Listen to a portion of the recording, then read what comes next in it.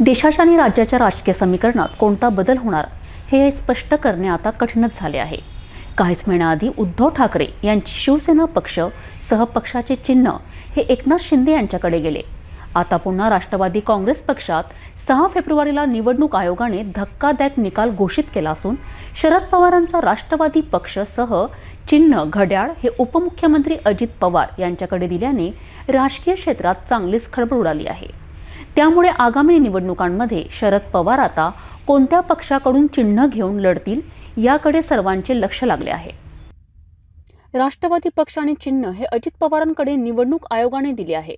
त्यामुळे आता शरद पवारांच्या हातून राष्ट्रवादी पक्ष गेला नसल्याचे चित्र स्पष्ट झाले आहे।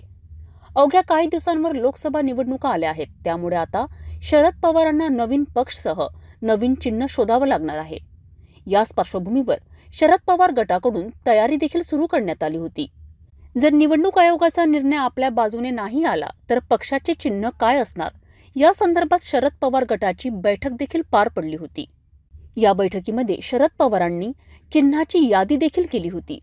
त्यामुळे आता शरद पवार लवकरच त्यांच्या पक्षाचं नवं नाव आणि चिन्ह जाहीर करतील असं सांगण्यात आलं आहे। जो याआधी निवडणूक आयोगाने शिवसेना पक्ष संबंधित निर्णय दिला होता त्यात उद्धव ठाकरे यांची शिवसेना आणि चिन्ह धनुष्यबाण हे एकनाथ शिंदे यांच्या बाजूने दिला होता, तोच आता अजित पवारांच्या बाजूने राष्ट्रवादी पक्षसह चिन्ह घड्याळ दिला आहे। त्यामुळे आगामी येऊ घातलेल्या निवडणुकांमध्ये शरद पवार कोणत्या चिन्हावर निवडणूक लढवणार हे पाहणं महत्त्वाचं ठरणार आहे।